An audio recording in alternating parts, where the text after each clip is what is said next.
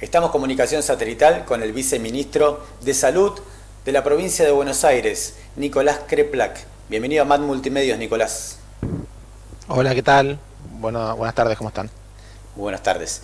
Viceministro, ¿qué análisis podría hacer con respecto al incremento de casos en nuestro país? Bueno, estamos atravesando una pandemia que es realmente muy compleja. En Latinoamérica se ha visto dos tipos de comportamientos. Probablemente el más cuidado ha sido el que se ve en países como Argentina, donde se produjo lo que queríamos hacer cuando empezó la epidemia, que era achatar la curva. Sí. No tener esos casos que se vieron en Europa en principio y en algunos lugares de acá también, como en Estados Unidos o en Chile, de un gran incremento muy rápido de casos en poco tiempo que satura la capacidad de atención del sistema de salud.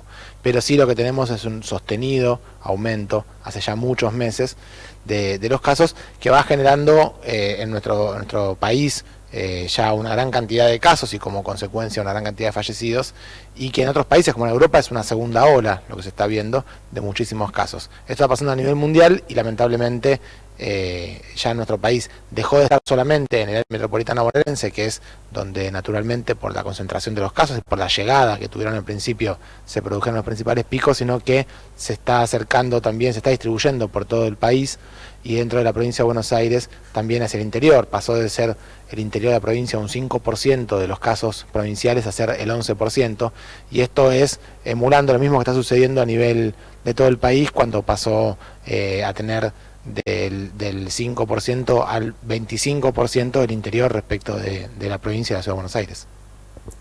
El gobernador Axel Kicillof mencionaba en la conferencia de prensa que brindó hoy que el gran avance de equipamientos que tuvieron los hospitales. Viceministro, ¿nos puede dar o contar cómo ve esos progresos? Bueno, nosotros tuvimos, cuando empezamos la gestión en la provincia de Buenos Aires, teníamos 883 camas de terapia intensiva públicas, que nosotros hoy tenemos más de 1.300 personas internadas en terapia intensiva, sí, en este momento, y tenemos 2.100 camas de terapia intensiva públicas. Es decir, tuvimos un incremento del 150% aproximadamente, y hoy ya estaríamos con más de la mitad de la población que está en terapia intensiva. No podría estar si no hubiera sido por el incremento que se produjo. Y esto tiene que ver con camas, con respiradores, con monitores, con bombas, con obra, con hospitales nuevos que se abrieron, pero sobre todo tiene que ver con organización, muchos más trabajadores y trabajadoras preparados para esto.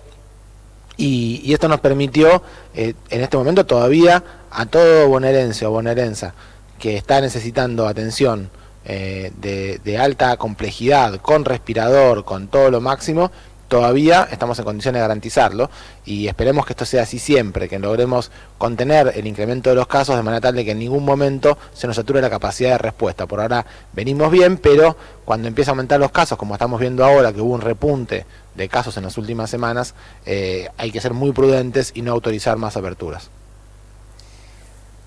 ¿Usted cree que la población está un poco cansada con esto de la pandemia y debido a esto se cuide menos?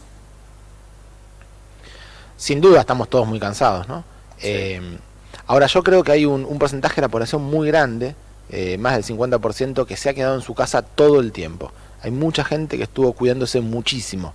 Y son muy poquitos los que se expresan negativamente, los que hacen marchas, los que salen, los que se quejan de esto, porque la mayoría, si bien nos molesta, nos cansa, nos produce ansiedad, angustia, no vemos a nuestros familiares queridos, hay todo tipo de situaciones realmente que son muy tristes y son desesperantes, pero la mayoría entiende que si se cuida, no solo cuida a uno mismo, a sus seres queridos, sino que cuida a los demás. Uno no es que gobierne por encuestas ni nada por el estilo, pero exacto, cuando vemos encuestas o cuando salimos a los territorios y hablamos con la gente, sabemos que más del 70% de la población está de acuerdo con seguir con medidas de mucho cuidado.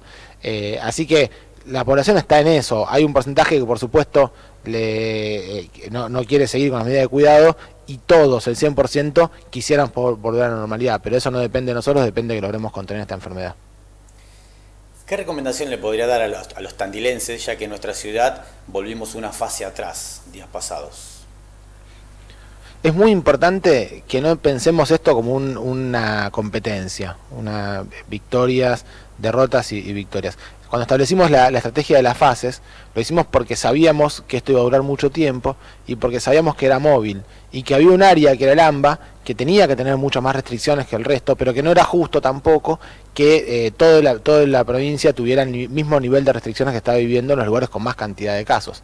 Pero también, cuando planteamos las fases, planteamos muy claramente que abrir la actividad, que haya más circulación o que haya más actividades permitidas, aumentar el riesgo de que si alguna persona llegara, por ejemplo a Tandil, con la enfermedad, al haber actividad de circulación, actividades de varios tipos, la capacidad de contagio iba a ser mayor. Entonces, atentos a esto, saber que si aumentaban los casos iba a haber que retroceder, y eso no significaba una derrota, no significaba que nadie fracasó, solamente significaba que estamos actuando coherente y consecuentemente con lo que sucede con la enfermedad.